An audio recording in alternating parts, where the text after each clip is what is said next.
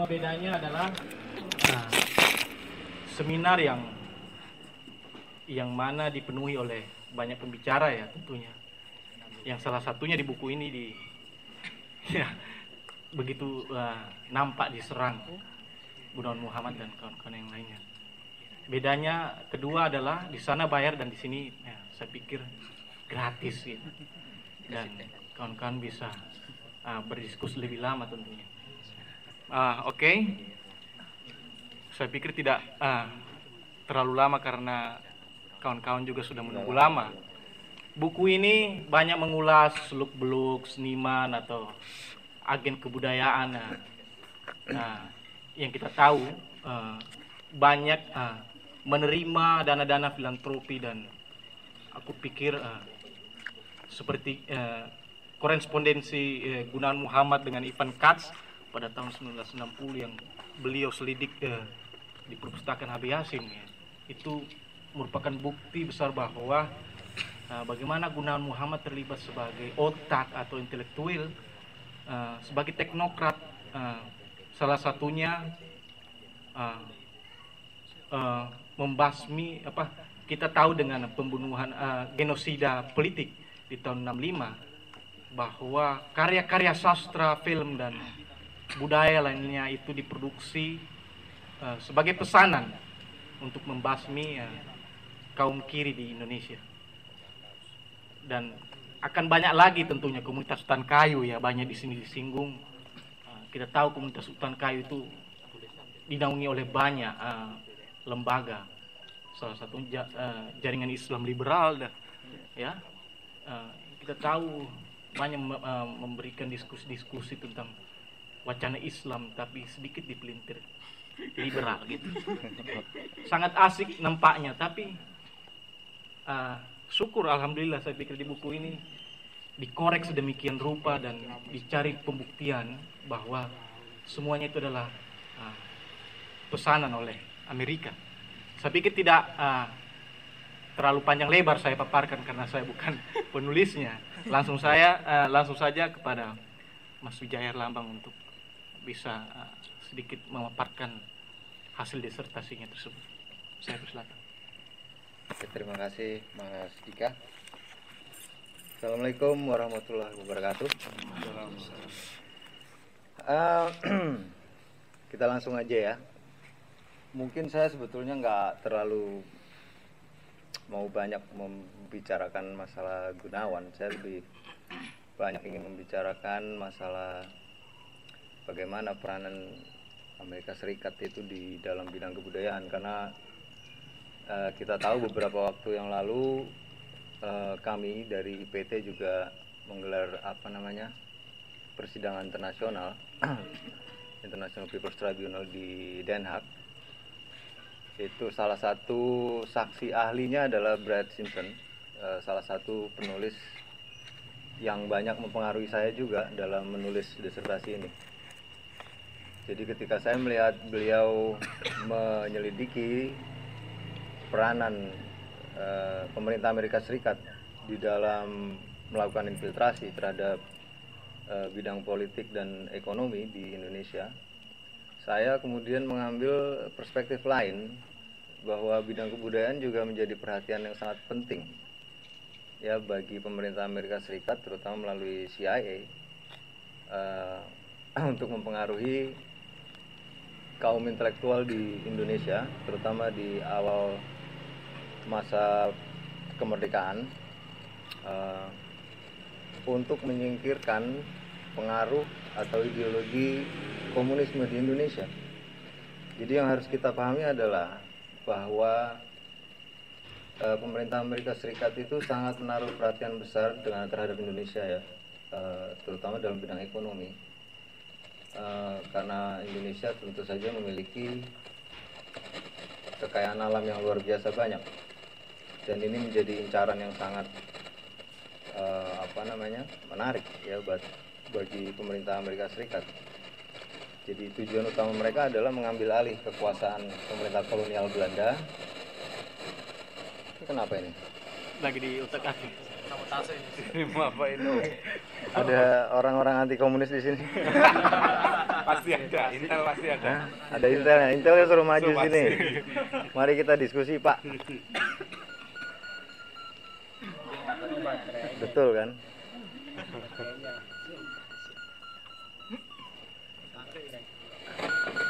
Nah itu bantuan alat-alat telekomunikasi dari Amerika Serikat itu. Australia itu. Hacker itu. Oke. Emang nggak kuat lagi. Nggak bisa, Om. Akhirnya Oh, akhirnya baterainya. Kayaknya bukan Amerika karena miskin. Kayak perlu dibantu ini. Waduh, bisa mau Mas. Lanjutkan oral wae, Mas. Butuh filantropis dari Amerika. Bilang kita agak kebudayaan.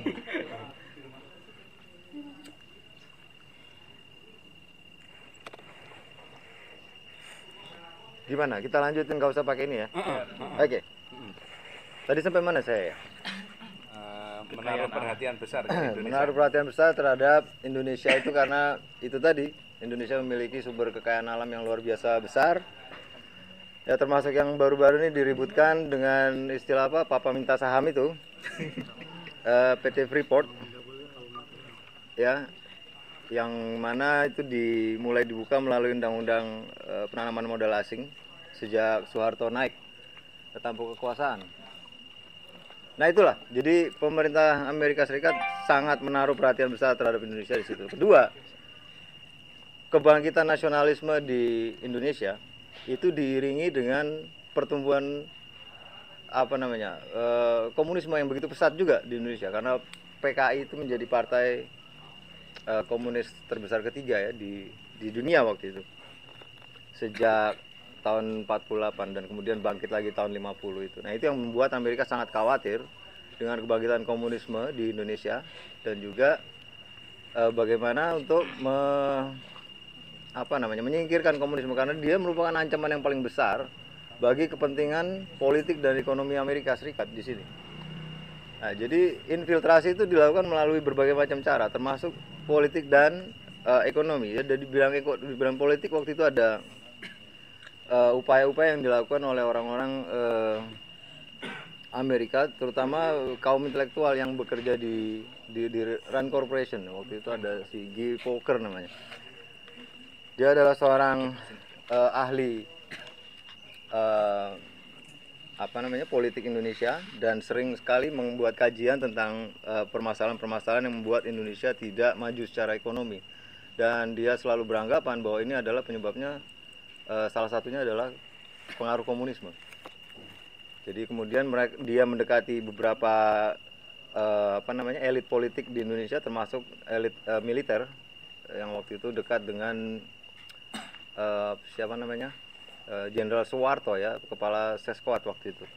Dia menjalin persahabatan dekat sekali dia dengan Jenderal Soeharto dan dari situlah akhirnya si Guy Volcker ini mengajukan berbagai macam program militer baru yang diperkenalkan di dalam program militer di Indonesia yang bernama Miltak dan akhirnya kita kenal dengan dui fungsi ABRI ya, peranan militer di bidang politik dan sosial waktu itu. Dialah orang yang paling bertanggung jawab terhadap program-program militer yang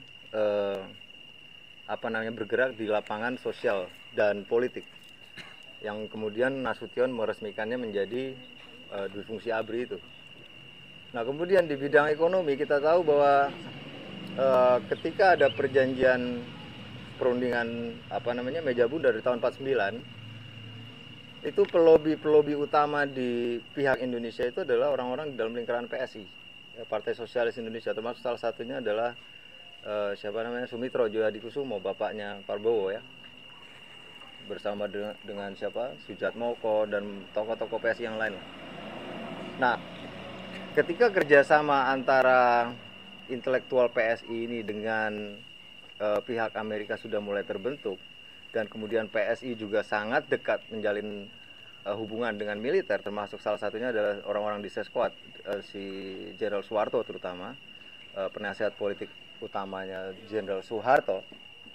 Ya, mereka kemudian membuka jaringan persahabatan dalam tanda petik dengan orang-orang Amerika.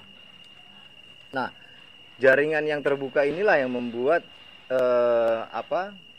para simpatisan yang berada di luar Partai Sosialis Indonesia, termasuk seniman, misalnya seperti Mohtar Lubis, ya, ada Sultan Takdir Ali Sabana, ada Sujat Moko, ada Rosian Anwar, ada orang-orang itulah ya yang anti komunis, anti Soekarno, kemudian berkumpul di dalam lingkaran PSI ini.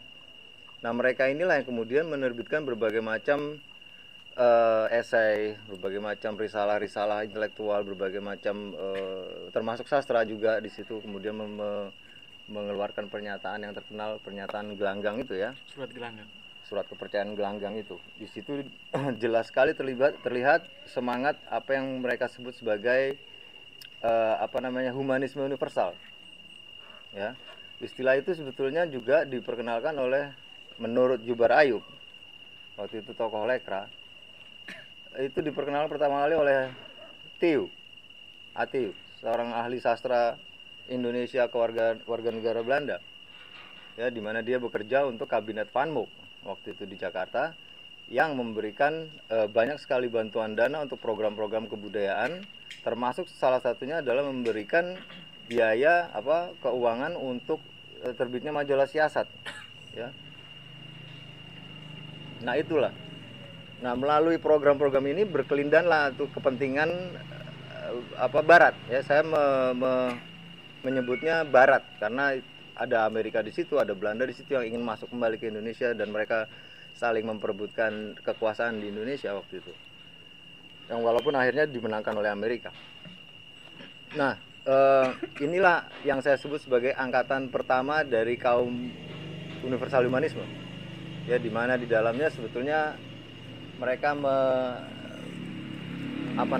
melontarkan slogan-slogan kebebasan berekspresi, kebebasan intelektual atau freedom of speech, atau apalagi segala macam itu, yang intinya adalah berakar pada filsafat eksistensialisme. Jadi kalau Anda kenal Gunawan Muhammad, senang sekali dengan filsafat eksistensialisme, ya disitulah letak akar dari semangat universal humanisme itu, di mana sebetulnya ini sedang dimanipulasi oleh satu lembaga intelijen dari Amerika bernama CIA itu untuk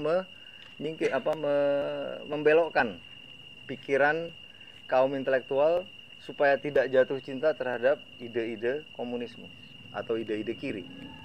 Ya, jadi permainnya begitu sangat halus.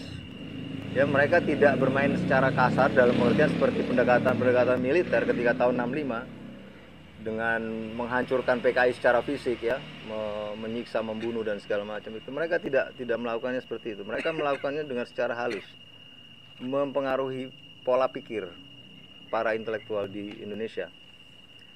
Nah, salah satu upaya yang dilakukan oleh intelektual Indonesia untuk merespon kampanye intelektual Amerika, saya katakan, itu adalah sebuah jurnal yang didirikan oleh Sultan Takdir, namanya Konfrontasi waktu itu, nama jurnalnya.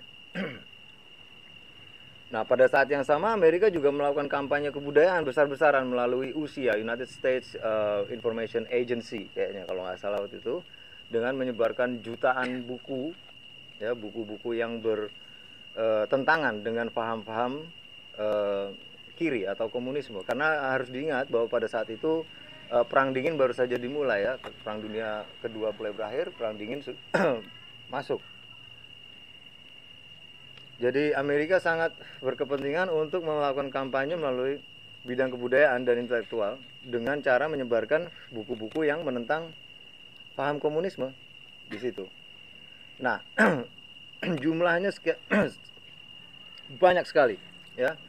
Termasuk buku-buku yang sangat terkenal, misalnya karya-karyanya si Milovan Djilas, karya-karyanya George Orwell, karya-karyanya banyak sekali yang lain, termasuk si Richard Wright dan segala macam itu, ya.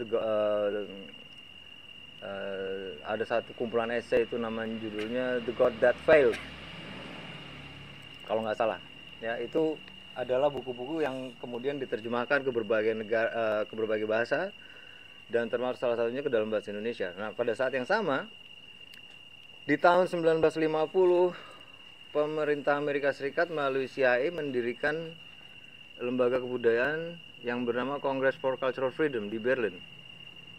Nah, di situ berkumpullah kaum intelektual Eropa yang menentang komunisme. Mereka kiri tapi bukan komunis, ya. Jadi kiri non komunis. Jadi ya kira-kira sosdem itulah ya, kayak Gunawan Muhammad gitu, kayak siapa lagi lah teman-temannya itu. Nah, di Eropa itu kemudian mereka berkumpul, ya, termasuk ada si Bertrand Russell, ada Sidney Hook, ada Isaiah Berlin, ada Albert Camus, ada banyak sekali nama-nama besar di situ berkumpul, menyatakan, mendeklarasikan sebuah pernyataan yang mengekspresikan apa namanya ide-ide mereka yang menentang apa namanya komunisme, ya, atas nama kebebasan berekspresi, ya, freedom of expression itu.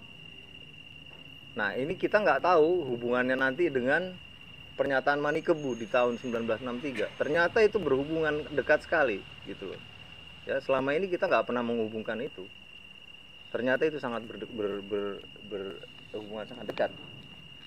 Nah, kemudian setelah CIA mendirikan itu melalui Alan Dulles, waktu itu direkturnya, memerintahkan kepada Frank Wisner, waktu itu direktur OPC, ya, Office of Policy Coordination. Dia menunjuk seorang agen mereka, namanya Michael Joe Selson, untuk menjadi pemimpin dari CCF ini. Nah, kemudian CCF mempunyai atau mendirikan berbagai macam cabang di seluruh dunia, ya, termasuk di Indonesia. Jadi ada di Afrika, ada di Amerika Latin, ada di Asia, ada di Eropa sendiri gitu loh. Ya, jadi hampir di seluruh negara ada cabangnya CCF. Nah, waktu itu karena Soekarno sedang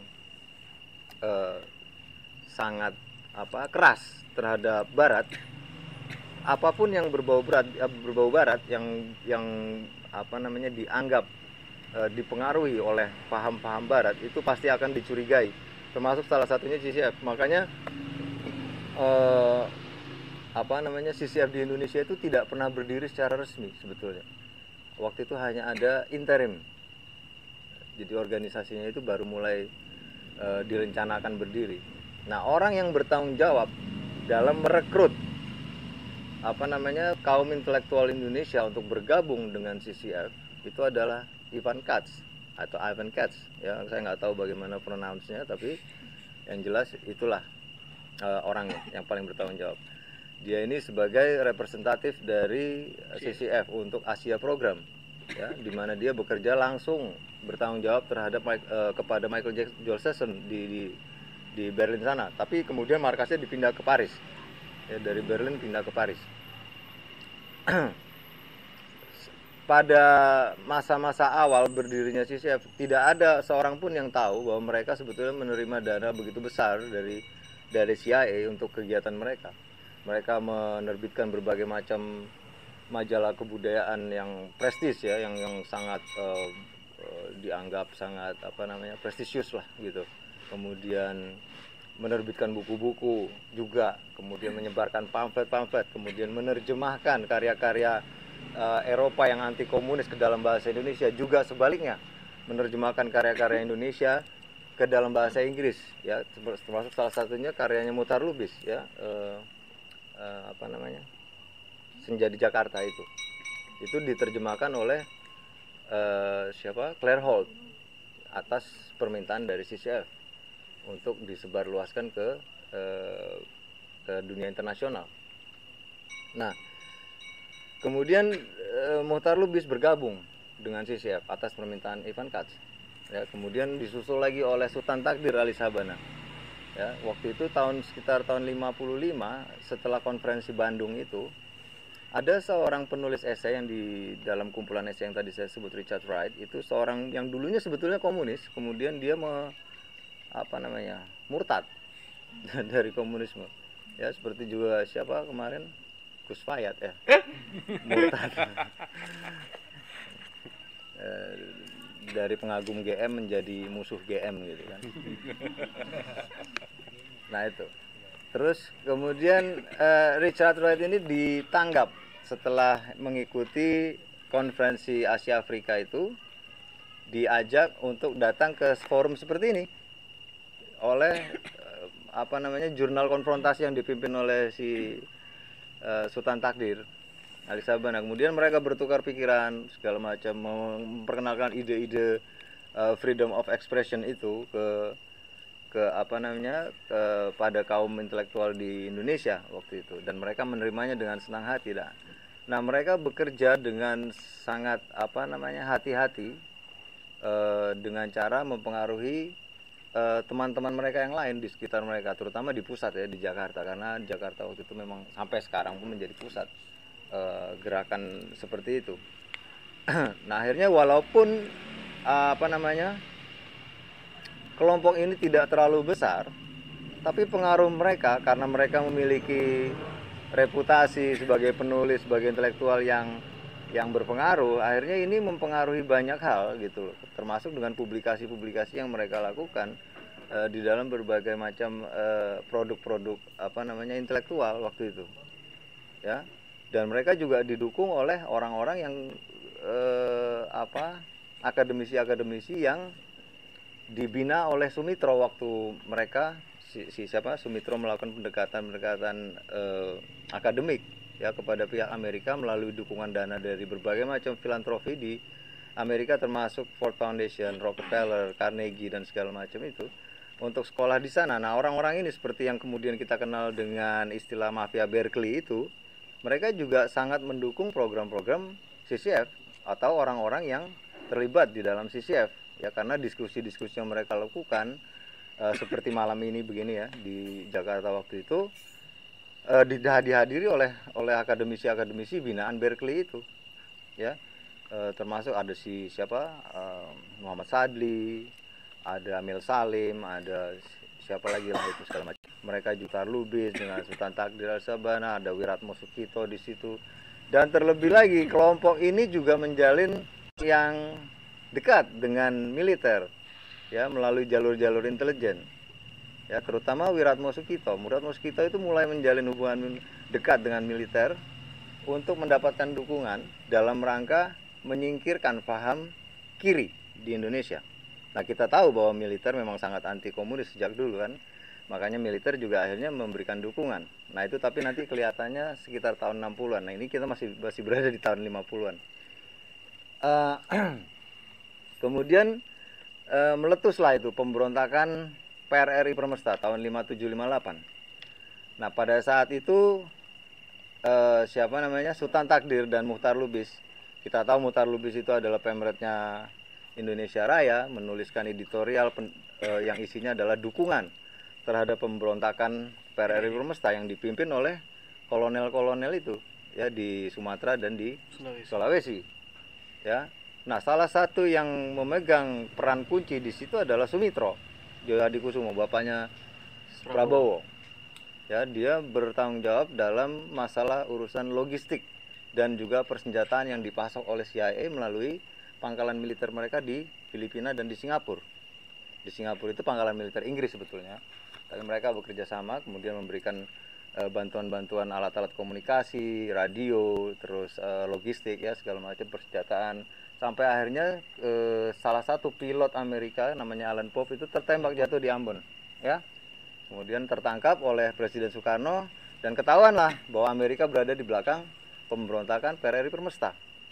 Nah, kita tahu bahwa PRRI Permesta jelas-jelas adalah sebuah upaya berontak terhadap pemerintah, tapi toh ya kita tidak pernah merasa trauma terhadap pemberontakan itu kalau dibandingkan dengan masalah pemberontakan yang katanya dilakukan oleh PKI tahun 65. Ya, yang kita tahu bahwa tahun 65 itu PKI berontak dan kita merasa takut kalau kita mau mengungkap-ungkap masalah itu, ya. Dan selalu PKI yang dihujat. Tapi ketika kita bicara masalah PRRI Permesta, kita nggak pernah setakut itu, gitu loh. Ini harus diperhatikan. Padahal kita belum tahu bahwa di tahun 65 itu siapa pelaku di belakangnya. Belum ada yang tahu itu. Siapapun peneliti di dunia ini, ya, mulai dari Ben Anderson yang pertama kali sampai yang terakhir sekarang Jess Melvin, tidak pernah bisa mengatakan secara definitif siapa pelaku pemberontakan tahun 65, pembunuhan para jenderal itu. nggak ada yang tahu. Tapi pada pemberontakan PRRI Permesta kita tahu betul yang melakukan pemberontakan adalah PSI dan Masyumi waktu itu, yang didukung oleh kolonel-kolonel di Sumatera dan di Sulawesi itu. Ya, jadi ini yang harus kita tekankan bahwa upaya yang dilakukan oleh orang-orang PRRI Permesta itu adalah upaya pemberontakan terhadap pemerintahan yang sah waktu itu. Presiden Soekarno yang mau digulingkan. Ya. Dan didukung oleh Amerika waktu itu. Dan setelah itu Amerika berusaha untuk menjatuhkan Soekarno, termasuk melakukan upaya-upaya pembunuhan. Ya, dengan digranat, ditembak dan segala macam. Berapa kali Soekarno itu mau ditembak, mau dibunuh itu sama orang-orang Amerika itu. Ya. Jadi harus dipahami itu gitu loh. Jadi jangan kita terus ngomong 65 PKI. PKI salah, PKI setan. Kita nggak tahu 65 itu siapa yang melakukan. Sampai sekarang pun nggak ada yang tahu itu siapa. Yang tahu cuma militer. Artinya gini, militer itu selalu beranggapan bahwa yang melakukan pemberontakan tahun 65 itu adalah PKI. Itu pendapat militer. Nanti akan saya bahas masalah itu. Nah, kita kembali lagi ke masalah tadi, pengaruh intelektual tadi di bidang kebudayaan. Nah, setelah Richard Wright itu kemudian mendapatkan tempat, ya, diterima dengan sangat baik di kalangan PSI, di kalangan intelektual yang dekat dengan PSI, kemudian mereka semakin percaya diri dan kemudian tetap melakukan program-program mereka melalui seminar dan segala macam itu untuk mempengaruhi kaum intelektual di Indonesia. Sampai akhirnya Lekra, ya, lembaga kebudayaannya yang berafiliasi, saya tidak mengatakan mereka underbow-nya PKI, ya, karena memang tidak ada secara struktural hubungan antara Lekra dan PKI. Tapi yang jelas bahwa Lekra memang memiliki satu pandangan yang mirip dengan cita-cita nasionalisme Soekarno, ya, bukan PKI, Soekarno. Jelas mereka menentang ide-ide Barat, ya, karena mereka tidak mau Indonesia kemudian dicengkeram lagi oleh penindasan bangsa Belanda atau bangsa Eropa atau bangsa Barat, ya. Itulah yang mereka dukung.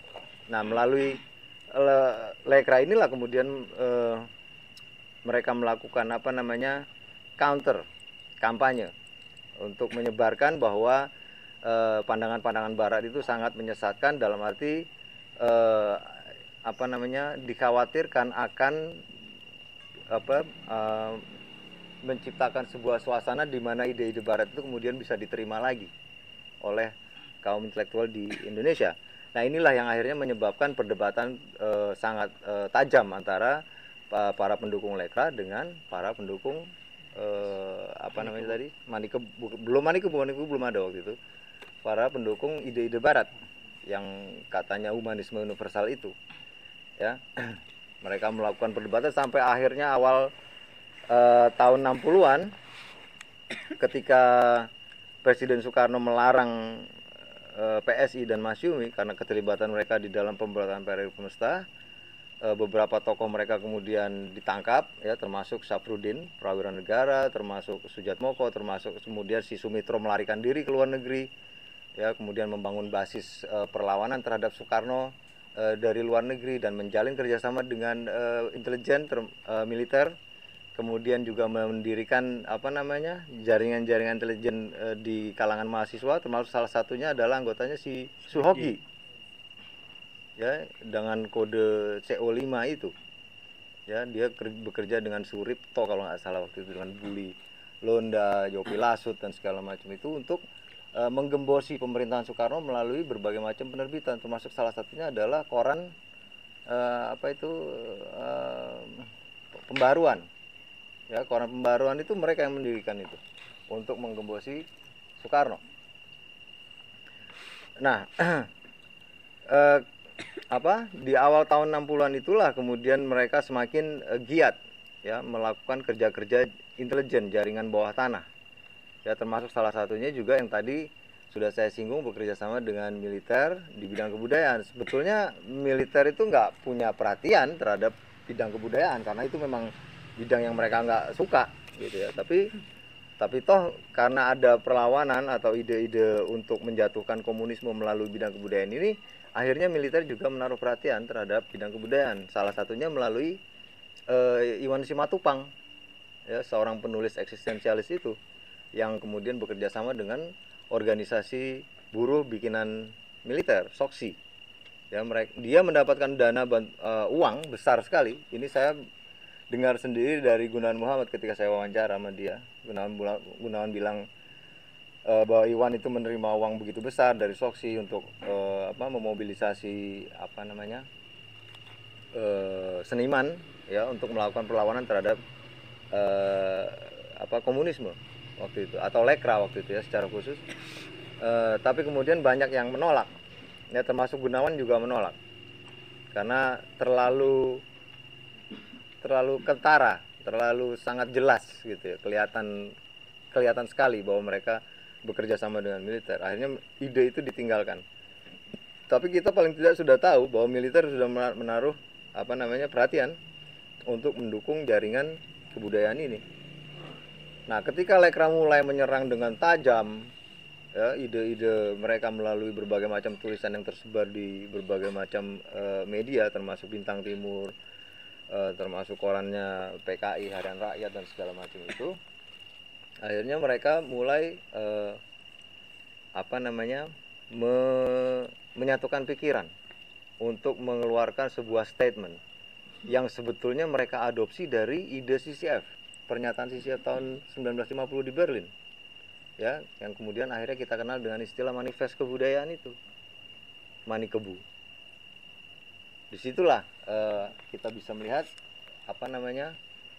jalur hubungan antara CCF dengan Manikebu itu, pernyataan Manikebu itu, di samping dengan isinya sendiri yang memang sangat mirip, ya, secara ide sangat-sangat sejajar, karena menyuarakan itu tadi, humanisme universal itu, yang atau kebebasan berekspresi itu. Nah, dari situlah kemudian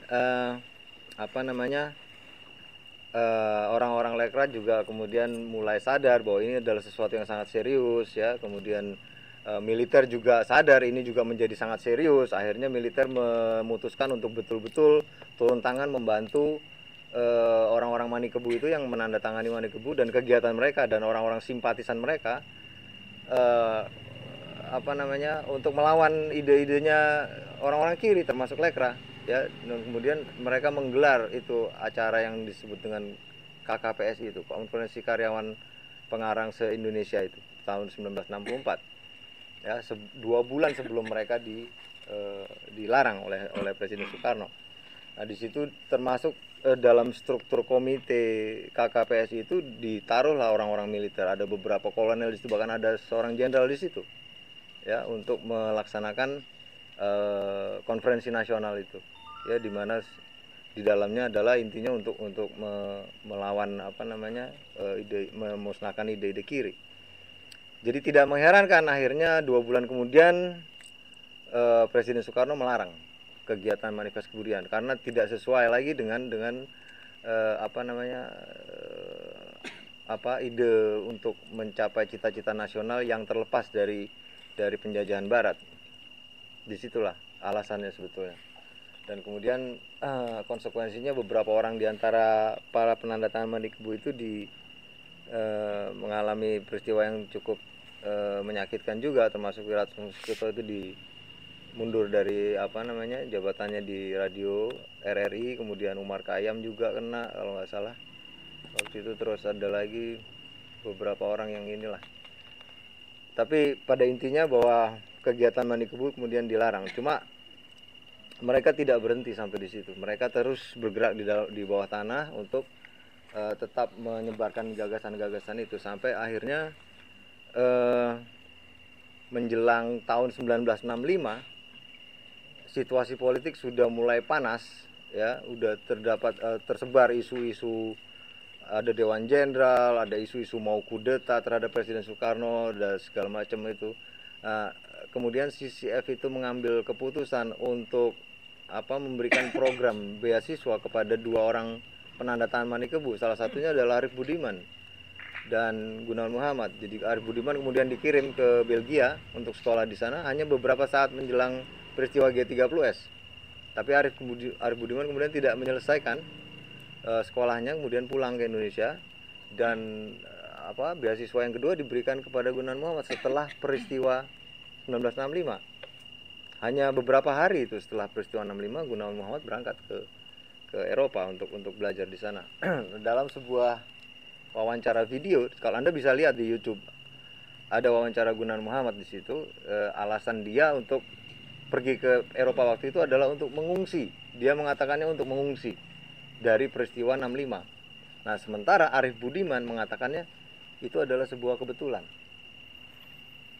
Ya, jadi ini sebuah hal yang kontradiktif sebetulnya antara dua orang yang sama-sama berperan di situ, tapi memiliki pendapat yang sangat bertentangan. Jadi itu perlu diselidiki juga sebetulnya nanti. Tapi yang jelas bahwa CCF sudah mengetahui itu, kelihatannya ya. Saya belum memiliki bukti tentang itu, tapi yang jelas bahwa CCF sudah melihat suasana politik sudah tidak kondusif untuk kegiatan mereka, sehingga beberapa orang yang paling penting di dalam yang menandatangani Manikebu itu harus diungsikan ke Eropa. Sementara Ivan Katz sendiri itu mengundurkan diri dari CCF sebelum peristiwa 65. Jadi Ivan Katz sudah tidak di CCF waktu itu. Jadi kelihatannya dia sudah membaca situasi, sudah melihat situasi bahwa akan terjadi sesuatu yang besar di Indonesia waktu itu.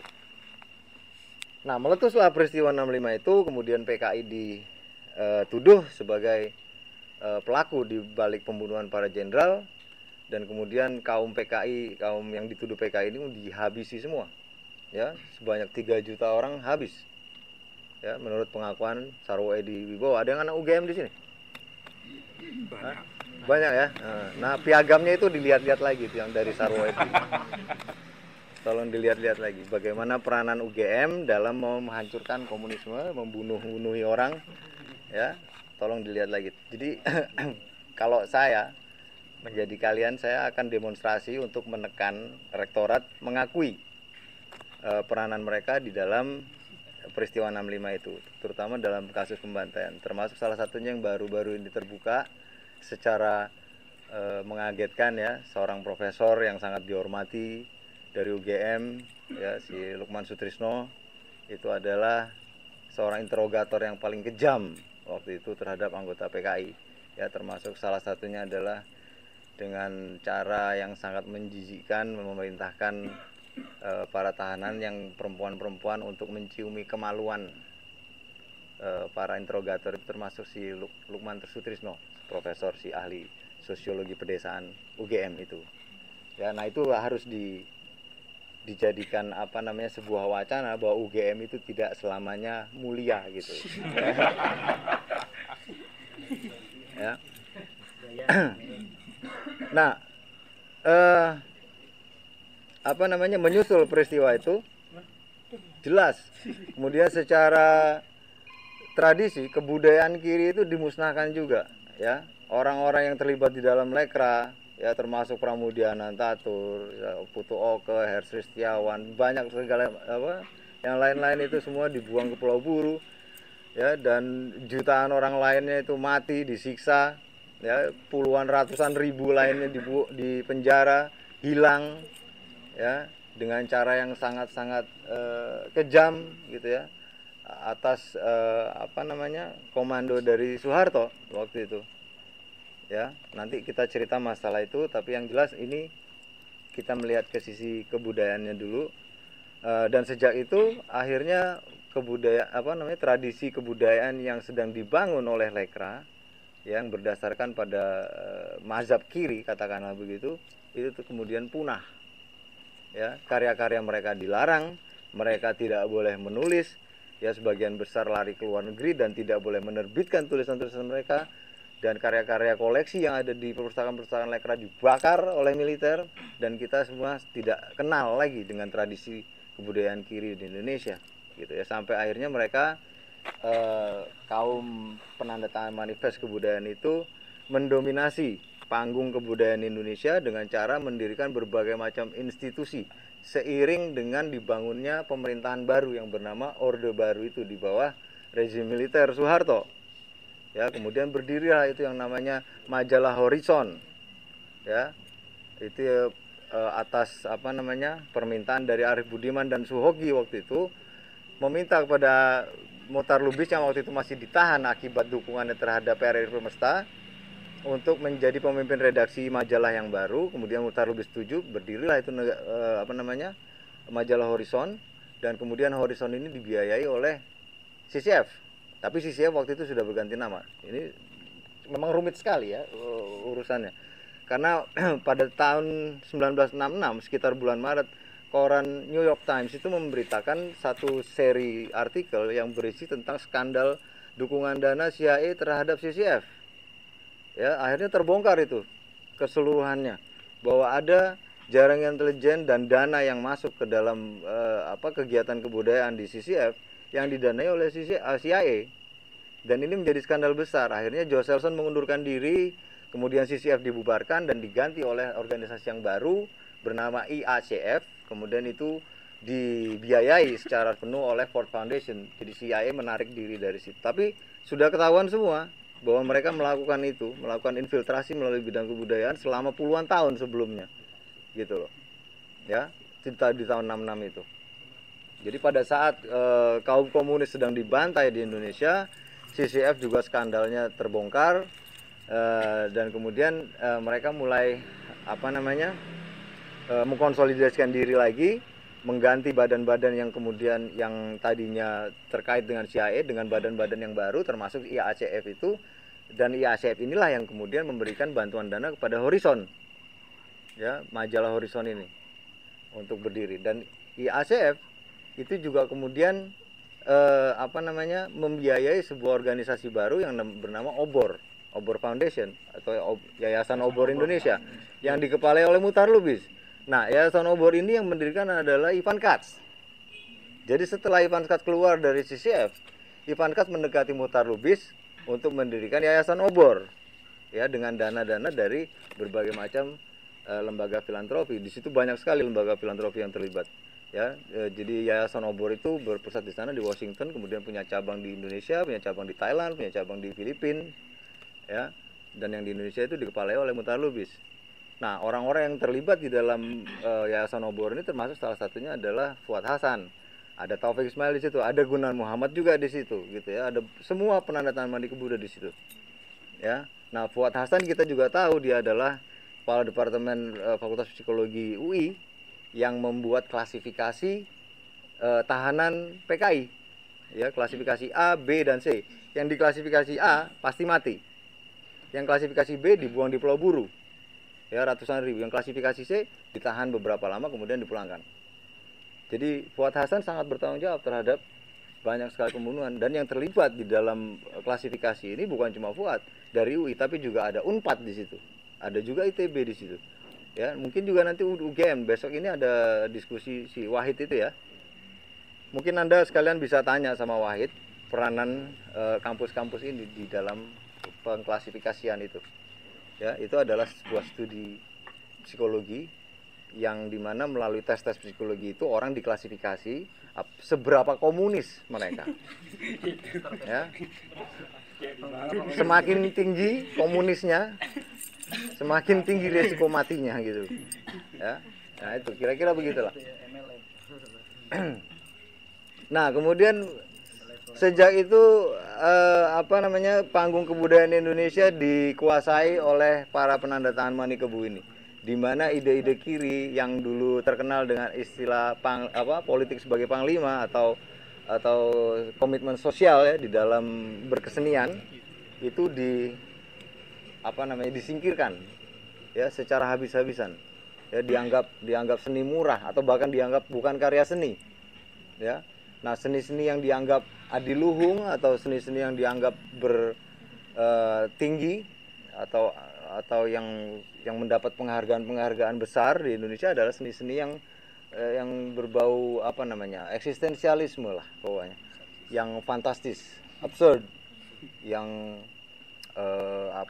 ajaib, gitu, yang tidak peduli dengan masalah-masalah sosial, yang individualistik pokoknya.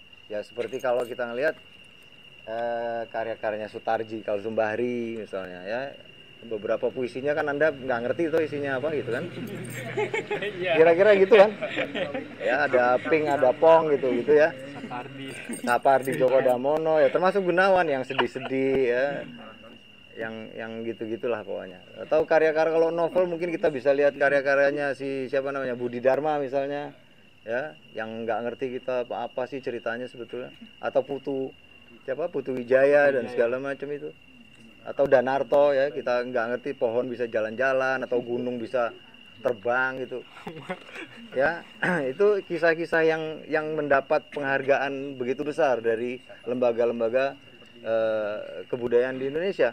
Nah, sementara karya-karya sastra yang mengandung komitmen sosial, misalnya mengangkat tema-tema sosial, tema-tema rakyat yang miskin ya, kehidupan petani, kehidupan nelayan, kehidupan orang-orang miskin kota dan segala macam, itu dianggap bukan karya sastra, itu dianggap karya murahan gitu loh, nggak pernah dapat penghargaan. Jadi disingkirkan betul-betul ide-ide yang berbau kiri itu, yang mengangkat komitmen sosial di dalam karya-karya mereka. Nah, setelah itulah Indonesia tidak memiliki lagi tradisi kiri di dalam bidang kebudayaan, sampai paling tidak munculnya Wiji Tukul di tahun 1990-an, kira-kira begitu ya. Saya pikir segitu dulu ya dari saya. Mungkin nanti kalau ini bisa kita lanjutin lagi, daripada saya ngomong melulu bosen atau sayanya juga capek juga. Kira-kira gitu dulu sih. Ya kan, kalau mau bertanya mungkin kita buka 3 penanya dulu. Silakan tunjuk tangan. Sebetulnya masih ada lagi masalah pembentukan ideologi komunisme melalui jalur militer ya, tapi itu nanti aja kalau kita udah mulai diskusi lagi. Ya, sebutkan nama dan asal dan institusi. Kalau ada yang mau nanya. Ini punya saya ngomong-ngomong. Iya, punya. Oke, makasih. Pak, Iya. saya bisa mulai. Nama saya Vin dari UGM. UGM. Ikut bunuh nggak dulu? Asli dari Jerman. Oke. Saya berkuliah di sini buat 1 semester dan aku cuma punya satu pertanyaan kecil. Maaf ya kalau bahasa saya belum terlalu lancar. Iya, tidak apa-apa. Dan ketahuan balik saya juga terlalu besar, tapi Anda tadi bicarakan tentang influensi kaum intelektual itu, orang-orang suku yang sampai hari ini masih sangat terkenal. Ya. Dan pertanyaan saya begitu, bagaimana influensi kaum intelektual itu di dalam sastra agama pada khususnya. Jadi Oke. Ya. ya begitulah. Ya. Anda nanti bisa mengklarifikasi Ya, oke. sedikit. Ini Ya. cuma satu pertanyaan kecil. Udah. Ya. Oke. Masih ada Mau yang langsung lain? dijawab dulu apa yang lain dulu? Ya. Makasih banyak. Nama saya Andi. Saya dari Universitas Kalijaga. Andi Oh. dari UNI. Bukan UGM kan? Kita bully UGM. Saya membaca bukunya Mas Wijaya waktu pertama kali keluar, itu sampai mungkin sekarang sudah tidak pernah lagi dibuka dan mengikuti ini, sehingga agak-agak samar-samar seperti yang dibahasakan dalam buku itu. Memang menarik, ada hal-hal baru yang di luar prasangka saya ini kemudian ada. Misalnya saja tadi di Sohogi diluka-lukan oleh mahasiswa, Ya. kemudian ternyata gini loh. Oh, ternyata gini loh. Oh, kira-kira kayak gitu Mas. Sama, saya juga kaget UGM kok. Oh, ternyata UGM begitu ya.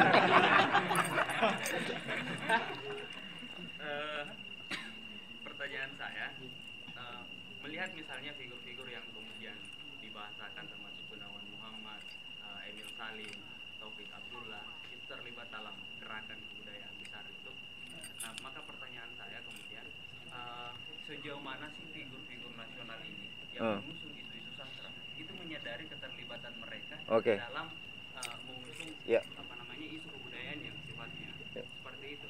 kayak misalnya mengenai kasus PRRI tadi, misalnya kan yang pada akhirnya misalnya Hamka dianggap terlibat dan tertangkap sampai selesainya misalnya priorisasi kepemimpinan Soekarno.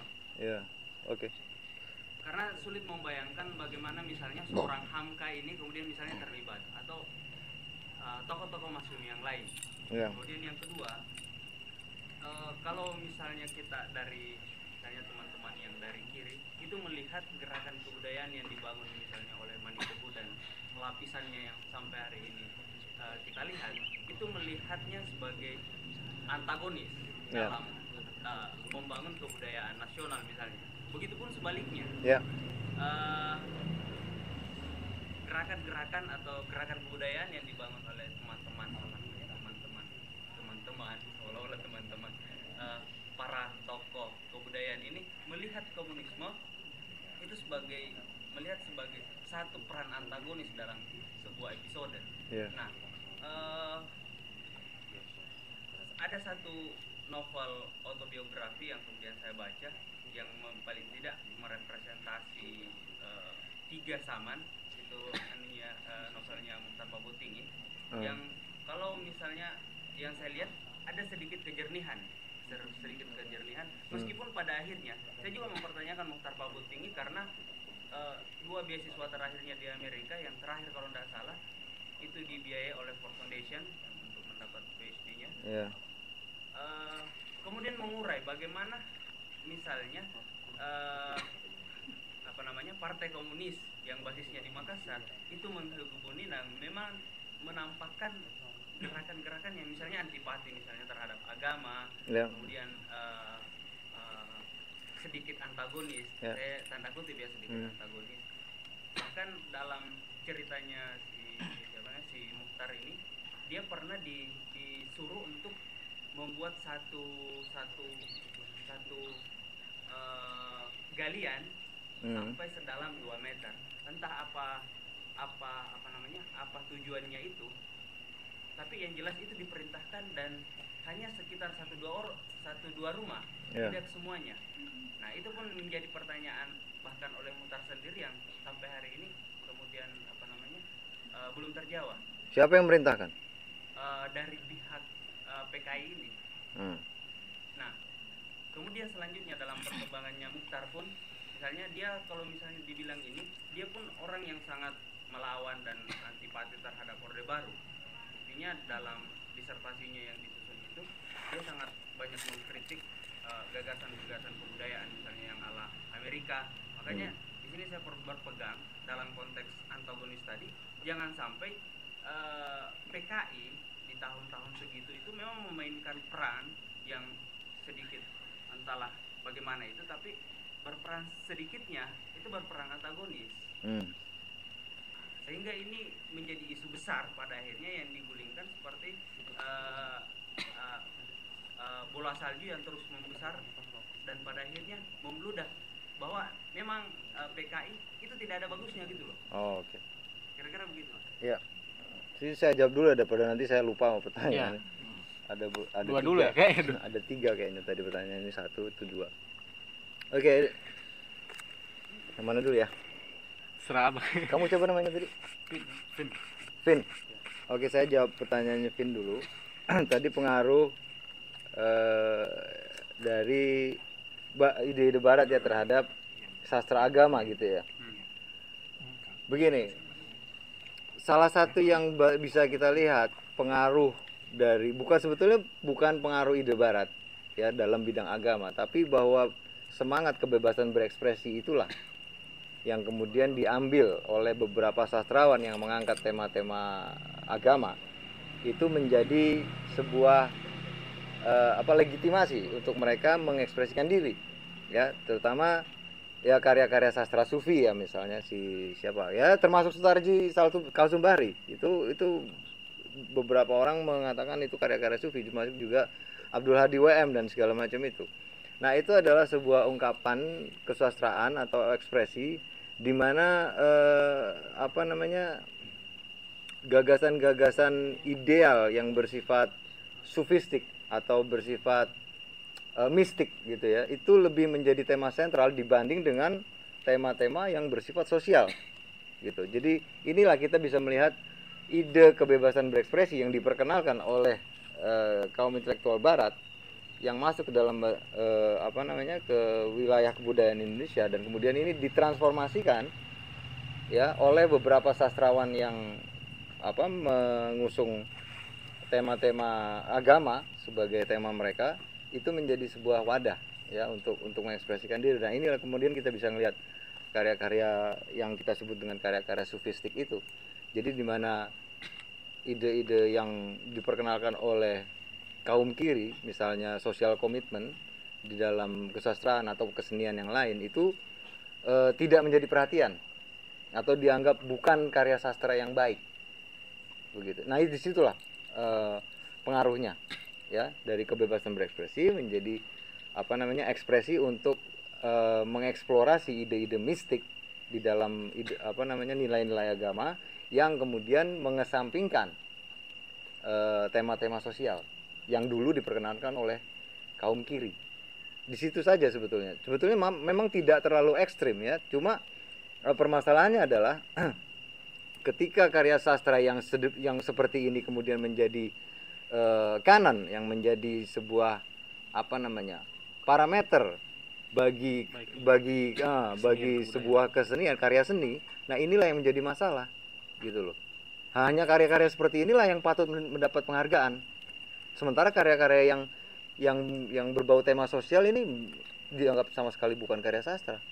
Ini sifat dari bentuk atau upaya dari marginalisasi karya-karya yang berbau kiri gitu loh, atau ide-ide kiri yang dulu diperkenalkan dihilangkan atau dimarginalisasi melalui proses yang seperti itu, dan itu masih kita temui sampai sekarang gitu ya.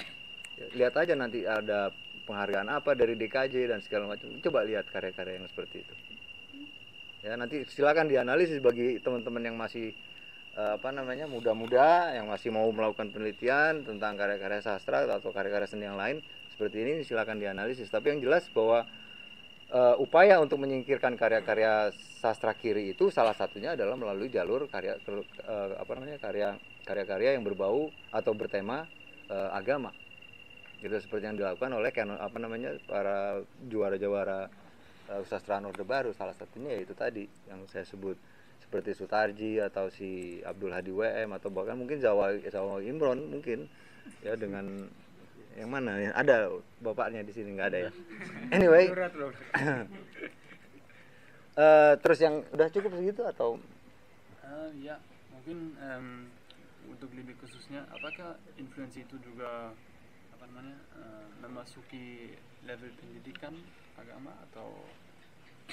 Saya pikir tidak, atau mungkin karena saya tidak melakukan penelitian tentang itu, jadi saya belum bisa menjawab pertanyaan itu. Tapi kalau untuk di bidang sastra dan kebudayaan, saya lebih banyak melakukan eksplorasi di sana. Oke, nanti mungkin kamu yang bisa melakukan itu. Oke. Nah, untuk yang pertanyaan kedua tadi tentang masalah seberapa sadar mereka ya keterlibatan mereka dalam kerjasama dengan dunia intelijen Amerika terutama ya, itu saya pikir sangat sadar. Mereka sadar sekali bahwa mereka melakukan hal ini untuk menyingkirkan lawan-lawan mereka gitu loh. Mereka mencari alliance ya, ally, mencari sekutu ya. Nah, salah satunya mereka mendapatkan dukungan dari kaum intelektual barat yang didanai oleh CIA itu, dan mereka merasa nyaman dengan itu dan mereka dengan sadar melakukannya. Seperti Muhtar Lubis ya, saya punya cerita bahwa Muhtar Lubis itu sampai akhir hayatnya dia marah terhadap David Hill. David Hill itu adalah seorang peneliti senior di Murdoch University yang menulis biografinya Muhtar Lubis. Suatu ketika David Hill itu menanyakan kepada Muhtar Lubis, apakah Pak Muhtar ini agen CIA? Dan dengan pertanyaan itu Muhtar Lubis sangat marah, tapi tidak pernah menjawab apakah dia memang betul agen CIA atau bukan. Ya, jadi sampai akhir hayatnya Muhtar Lubis marah terhadap seseorang yang meneliti tentang dirinya gitu loh. Ya, jadi rahasia itu tetap dibawa sama dia sampai mati. Tapi kalau ada salah satu atau beberapa di antara kalian yang ingin meneliti masalah itu, ada surat-suratnya Muchtar Lubis dengan Ivan Katz yang disimpan di Yayasan Obor. Silahkan dicari, karena saya udah nggak bisa ke sana. Nama saya udah di blacklist. Udah nggak boleh saya ke sana. Udah nggak boleh ngambil itu. Jadi kalian kalau mau melakukan penelitian, silakan minta itu surat-surat. Ada beberapa berkas dokumen di sana, silakan diakses, dianalisis. Apakah betul Muchtar Lubis itu mempunyai hubungan yang sangat dekat dengan CIA atau enggak? Silakan dicari. Nah, yang kedua masalah apa tadi? Muchtar Pabotinggi. Muchtar Pabotinggi itu memang ciri khas ya dari angkatan 66 sebetulnya. Yang kritis terhadap Orde Baru. Ada banyak, bukan cuma Muchtar. Saya waktu itu ketemu dia sama-sama presentasi di LIPI. Dan dia saya ajak untuk terlibat dalam IPT, International People's Tribunal. Dia nggak mau. Karena bagi dia IPT itu nanti akan menimbulkan gejolak sosial. Ya, karena isu yang diangkat itu terlalu sensitif untuk urusan PKI. Makanya dari situ saya bisa menilai bahwa Muchtar Pabotinggi sebetulnya juga anti komunis. Ya, dalam pengertian itu. Tapi bahwa dia kritis terhadap Orde Baru, iya. Tapi yang begitu itu bukan cuma Muchtar. Gunawan Muhammad pun itu kritis terhadap Orde Baru.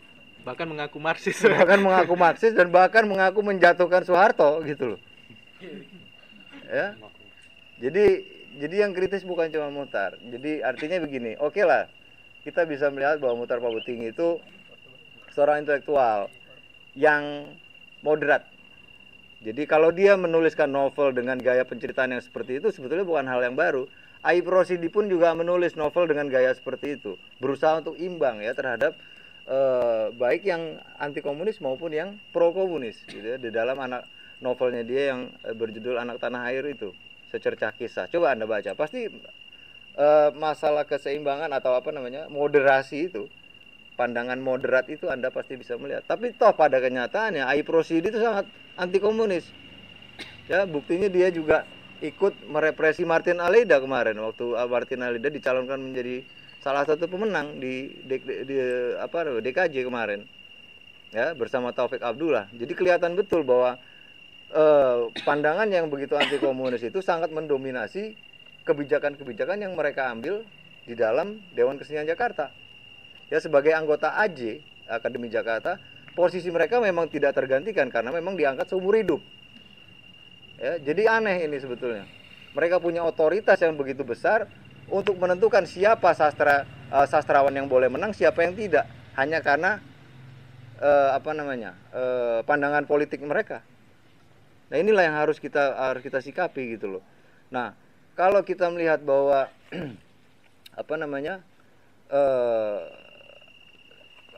konfigurasi politik waktu itu, tentu saja kita bisa memahami ada banyak sekali perbedaan pandangan terhadap bagaimana arah kebudayaan Indonesia itu nanti akan dibentuk. Bisa yang nanti ada yang mau pro kanan, ada yang pro kiri.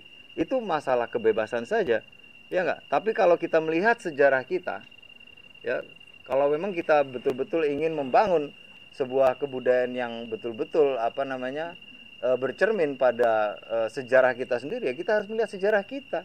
Sejarah kita itu bagaimana? Sejarah kita itu ditindas oleh bangsa Eropa selama ratusan tahun.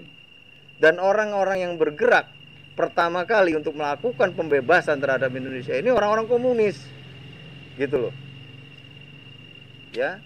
Jadi harus diingat sejarah itu. Makanya gerakan komunisme itu menjadi sangat-sangat penting bagi pembangunan kebudayaan Indonesia. Karena apa? Karena komunisme memiliki semangat untuk anti terhadap penindasan bangsa Barat. Nah, disitulah Soekarno itu terpengaruh, gitu loh. Makanya Soekarno memiliki kebijakan anti Barat, ya, karena Soekarno tidak mau mengulangi kesalahan bangsa Indonesia yang selama ratusan tahun ditindas itu. Itu intinya. Nah, kalau kita tiba-tiba ingin menjadi pro Barat seperti orang-orang PSI itu, ya sama saja kita mengundang mereka untuk menjajah kita kembali. Toh terbukti sekarang, ya kan? Apakah bangsa kita sekarang tidak dijajah oleh bangsa Barat? Apa sih sumber kekayaan alam kita yang tidak ada saham Baratnya? Ya, itu Freeport itu. Siapa yang minta saham? Apa itu? Bapak minta saham itu. Itu baru Freeport, itu belum Exxon, belum yang lain gitu. Ya. Sejak undang-undang penanaman modal asing yang disahkan oleh Orde Baru tahun 66 itu, 67, masuklah itu semua investasi asing ke Indonesia. Untuk apa? Investasi itu untuk apa? Kan mengeruk kekayaan alam kita, bukan? Dan itu yang ditolak mentah-mentah dulu oleh PKI dan oleh Soekarno. Gitu loh. Kenapa ditolak? Karena itu adalah penjajahan. Itu intinya. Ya, jadi silakan aja kalau kalian atau siapapun di Indonesia ini yang memiliki pandangan yang berbeda-beda dengan satu sama lain, ya silakan, nggak ada masalah gitu loh. Ya, yang penting bagi yang sadar atas sejarah Indonesia itu sendiri, ya kita bisa belajar dari sejarah. Saya pikir begitu. Gimana? Maksud saya gini, jadi jangan sampai mungkin kalau kita membaca sejarahnya komunisme di Jawa ya, itu memang sangat menyata. Tapi gambaran misalnya komunisme di luar Jawa misalnya, dan maksud saya yang digambarkan oleh Muhtar itu memang tidak mengakar pada level grassroots sampai kemudian tidak mendapat simpati. Iya. Komunis itu mendapat mendapat kebencian yang begitu besar. Iya. Ya, itu saya tadi lupa menyinggung juga. Beberapa varian kelompok masyarakat ini itu Iya. karena memang tidak sampai pada level grassroots dan sehingga mereka tidak simpati. Iya. Sebetulnya begini, sebetulnya bukan masalah sampai ke grassroots atau bukan, tapi permasalahannya adalah kesalahan strategi orang-orang dari PKI yang begitu sangat ofensif ya, sangat agresif ya, dalam melakukan kampanye. Akhirnya mereka melakukan eksploitasi terhadap sebuah ucapannya Marx yang ketika ngomong bahwa agama adalah candu bagi masyarakat, itu kemudian dipelintir, dieksploitasi sehingga menjadi anti Tuhan, menjadi ya Tuhan sudah mati, itu Allah, Gusti Allah sudah mati, segala macam itu yang membuat akhirnya masyarakat kita menjadi sangat antipati terhadap komunisme gitu loh. Nah, itu adalah kesalahan strategi dari PKI. Salah satu kesalahan kecil sebetulnya yang kemudian berakibat sangat fatal terhadap kebencian yang timbul ya di tengah masyarakat terhadap mereka. Ya, saya pikir begitu. Jadi masalahnya bukan sampai ke grassroots atau enggak, saya pikir begitu. Karena kalau melihat yang di Jawa ini kebencian itu muncul ketika ide-ide Marxisme melalui land reform itu menjadi sebuah pemicu yang sangat besar di samping dengan slogan-slogan yang mereka gunakan waktu itu. Gitu. Baik, mungkin yang lain ya, yang lain tuh. Silakan itu dulu sebutkan nama dan. Oke. Yang pertama tadi pembicara mengatakan bahwa pasca 65 itu yang orang-orang yang memenangi lomba karya sastra itu biasanya orang-orang yang menulis karya sastra yang bukan berkaitan dengan gerakan sosial. Tapi mungkin tahun 80-an ya, 70-an itu Ahmad Tohari pernah memenangi satu karya di Dewan Kesenian Jakarta. Itu kalau kita lihat tulisan-tulisan Ahmad Tohari itu adalah tulisan-tulisan yang berkaitan dengan gerakan-gerakan sosial, tema-tema sosial. Itu yang pertama, itu keberatan saya dengan pembicara. Kalau yang kedua, saya tadi duduk agak jauh, jadi saya mungkin tidak terlalu dengar pembicara menyentuh soal Prisma, majalah Prisma. Tapi saya pikir sepanjang tadi pembicara tidak sama sekali, saya tidak mendengar ya menyentuh peran majalah Prisma dalam kaitan dengan penyebaran kebudayaan ya, baik yang kiri maupun yang kanan. Karena Prisma itu sering juga mempublikasikan esai-esai kebudayaan, dan beberapa esai-esai kebudayaan itu ditulis oleh orang-orang yang dulu pernah bekerja di obor. Misalnya Ignaz Kleden, dia sering menulis esai-esai kebudayaan di Prisma. Itu juga tidak apakah pengaruh Prisma ini dalam kaitan dengan penyebaran ide-ide yang anti komunis? Apakah mereka juga melakukan seperti itu? Atau posisi Prisma seperti apa? Karena tahun 80-an itu waktu banyak penulis-penulis pulang dari buruh, itu Prisma juga menerima tulisan-tulisan orang-orang kiri dari yang pulang dari buruh. Tapi dalam pemaparan pembicara tadi sama sekali saya tidak mendengar menyentuh soal Prisma yang merupakan salah satu jurnal yang penting untuk Indonesia pasca 65. Lalu yang terakhir itu soal Arief Budiman. Ini Arief Budiman tadi ya abang pembicara berbicara soal ya siapa itu Arief Budiman sebelum dia dikirim ke Amerika. Dia setipe dengan Gunawan Muhammad. Tapi kembalinya dari Amerika, si Arief Budiman ini agak sedikit berbeda. Karena dia juga melawan orang-orang kanan gitu. Seperti Franz Seda, lalu Kue Kianji, lalu ya dosen UGM juga, siapa namanya? Ekonomi itu. Dosen UKSW juga, rektornya juga. Ya, rektornya dia juga. Jadi posisi saya ingin tanya posisi si Arief Budiman itu apakah dia itu mirip Sogi atau mirip Gunawan Muhammad atau pasca pulang dari Amerika itu dia orangnya seperti apa? Lalu kenapa hanya Arief Budiman yang waktu itu diberi kebebasan untuk berbicara soal soal Marxisme? Kelihatan ya, karena dia menulis di Kompas dan juga di Prisma. Dia satu-satunya orang yang juga ya sering menulis tentang tentang Marxisme pasca 65. Oke, saya jawab dulu ya. Jawab dulu kayaknya. Tiga soalnya pertanyaan, nanti nambah lupa lagi. Ahmad Tohari. Pertama Ahmad Tohari. Ahmad Tohari itu kan menulis Ronggeng Duku Parok itu ya. Iya, Duku Parok. Waktu dia mendapat penghargaan itu saya lupa tahun berapa, 80 berapa. Saya kurang ingat juga. Yang jelas tahun 80-an itu ada sebuah episode di dalam triloginya itu yang dibuang oleh Kompas Gramedia. Ya. Jadi dia mendapatkan penghargaan itu ketika di dalam novelnya tidak ada episode yang itu, yang dimana Serintil itu kemudian ditangkap oleh tentara kemudian disiksa dan segala macam, itu nggak ada, itu disensor. Jadi novel itu tidak lengkap waktu itu. Jadi yang ada di situ diceritakan bahwa ya ceritanya itulah siapa tokoh utamanya, si Rasus dan Serintil itu yang ketika ini. Jadi semangat yang terdapat di dalam novel itu waktu itu tidak menceritakan peristiwa yang dialami oleh Serintil ketika dia ditahan oleh militer. Jika saja episode itu masuk di dalam novel itu, tidak akan dia dapat penghargaan itu, karena pasti akan dituduh itu novel yang pro komunis gitu loh, karena tidak ada episode itu. Jadi silakan dicek lagi itu, ya. Nah, terus yang kedua tadi apa? Prisma. Kita harus melihat bahwa perkembangan jurnal itu kan sangat dinamis, ya.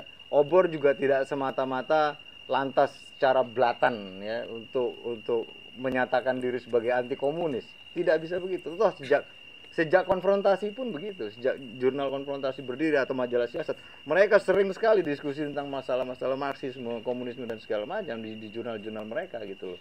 Jadi tidak bisa kita mengatakan bahwa oh ya Prisma ini juga ikut menyebarkan gagasan anti komunisme secara begitu saja gitu loh. Jadi nggak bisa kita melihat itu secara hitam putih, kecuali kalau kita melakukan penelitian yang sangat dalam ya terhadap peranan jurnal Prisma. Saya sendiri tidak melakukan penelitian tentang Prisma. Saya melakukan penelitian tentang Obor. Obor pun juga saya tidak terlalu dalam karena saya hanya melihat jalur pendanaan. Siapa yang berada di belakang Obor waktu itu. Dan Obor waktu itu memang disponsori oleh IACF dan dibiayai oleh berbagai macam lembaga filantropi dunia dan diketuai oleh Ivan Katz yang jelas-jelas bekerja untuk CCF di bawah komando dari CIA gitu loh. Nah, jadi harus dilihat itunya. Nah, untuk produk akhir ya, hasil akhir dari jurnal itu sendiri pun ya kita harus bisa melihatnya secara lebih dalam ya, dalam arti kita harus melakukan analisis terhadap kontennya, baru kita bisa menyimpulkan bahwa apakah jurnal ini menyebarkan gagasan anti komunisme atau tidak gitu loh. Tapi yang jelas bahwa saya melihat garis komando lah istilahnya begitu ya, dalam tanda petik antara CIA, CCF, kemudian ke IACF dan kemudian ke Obor. Dan Obor itu kemudian yang salah satunya adalah penulisnya Ignaz Gleaden itu. Saya tidak mengatakan bahwa Ignaz Gleaden itu anti komunis atau tidak. Ya ada banyak sekali seperti Basis misalnya atau jurnalnya siapa? Ya Basis kan sekarang dipegang Sindunata itu. Itu juga banyak sekali ngomong masalah Marxisme, tapi toh itu terbitan dari geng Katolik, di mana dulunya juga mungkin asal-asalnya ya dari kaum Jesuit itu gitu loh ya, yang ikut dalam menghancurkan komunisme ketika Pater Beck masih aktif waktu itu gitu loh. Jadi harus dilihat sejarahnya juga, tidak bisa kita hanya melihat secara wacana begitu ya, terbitan-terbitan itu apakah mereka menyebarkan anti komunisme atau tidak, atau pro atau segala macam, nggak bisa. Kita harus melihatnya secara lebih mendalam dengan cara menganalisnya lebih lanjut tentang konten yang ada di dalam jurnal-jurnal tersebut. Tapi yang saya jadikan perhatian dalam penelitian saya adalah ini tadi, aliran dana, kemudian jalur-jalur komandonya itu ya. Kalau isi saya memang tidak menganalisisnya. Terus yang ketiga tadi Arif Budiman. Apa ya tadi, Arif Budiman ngapain ya? Sebenarnya sosoknya ini bagaimana sih? Dia ini Arif Budiman ya sama aja lah dengan Gunawan Muhammad, dengan yang lain-lain. Orang-orang yang dulu anti komunis, anti Soekarno, kemudian menjadi kritis terhadap pemerintahan Orde Baru, itu saya pikir hal yang wajar, sebuah hal yang dinamis sekali, manusiawi sekali gitu ya. Termasuk Muhtar Pabutinggi juga orang yang seperti itu. Tapi bahwa Arif Budiman berjasa untuk memperkenalkan kembali gagasan-gagasan kiri di Indonesia, atau dengan kata lain dia mulai bertobat ya, seperti Gus Fayat.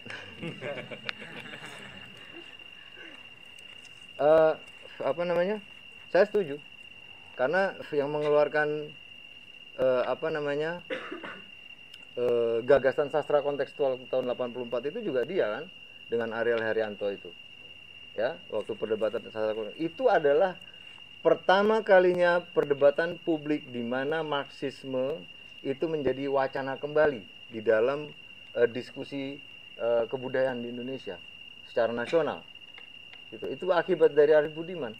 Tapi yang saya kritik dari perdebatan itu atau dari peranan Ariel Heryanto dan Arif Budiman adalah bahwa mereka tidak melahirkan sebuah lembaga atau karya-karya ya yang mencerminkan semangat kiri atau semangat yang dulu diperkenalkan oleh Lekra.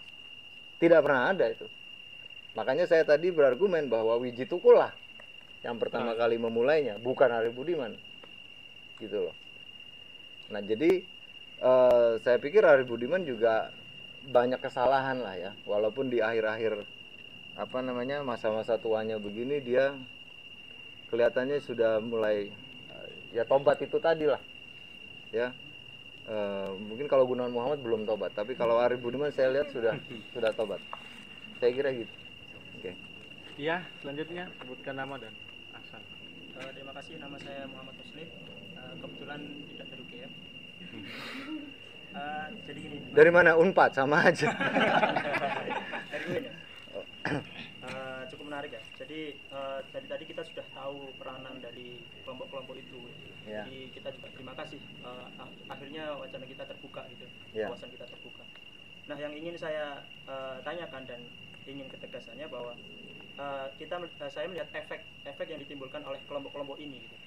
Jadi kita tahu tadi kelompok Manikebu atau yang didanai CFF telah istilahnya menormalisasi kasus kekerasan atau ya apalah istilahnya itu, keterlibatan mereka dalam hal kekerasan di tahun 65 itu seperti apa tanggung jawab mereka gitu. Nah, itu yang pertama. Dan yang kedua, apakah di IPT kemarin tokoh-tokoh ini disinggung atas keterlibatan soal normalisasi 65 itu, mengingat dari segi kebudayaan ataupun sastra dan lain-lain itu tercantum dalam diktat-diktat sekolah atau film ya, yang Arif Jenur itu. Nah, itu seperti apa? Oke. Jawab dulu ya. Jawab aja, Mas. Apa tadi pertanyaan? Tanggung jawab mereka dan IPT yang melakukan manuver kebudayaan. Saya pikir mereka nggak pernah bertanggung jawab tuh. Itu yang pertama ya. Terus masalahnya begini, kalau kita melihat kiprah mereka dalam hubungannya dengan pemusnahan gagasan kiri dan orang-orang kiri ya, yang 3 juta orang dibunuh itu Tugas mereka adalah untuk melegitimasi, memberikan basis legitimasi supaya apa? Supaya tindak kekerasan yang dilakukan oleh negara itu menjadi kelihatan normal, sah, secara logika kebudayaan. Sah-sah saja. Karena apa? Karena PKI jahat, karena PKI menyebarkan gagasan-gagasan yang sangat bertentangan dengan nilai-nilai agama dan segala macam. Nah, ini semua dicerminkan melalui karya-karya mereka sebetulnya. Saya mengumpulkan paling tidak sekitar 10 cerpen di dalam majalah Horizon dan majalah Sastra. Karya-karya yang seperti itu. Ya, bahwa seolah-olah mereka mencerminkan atau mengekspresikan gagasan humanisme universal atau kemanusiaan yang absolut gitu ya.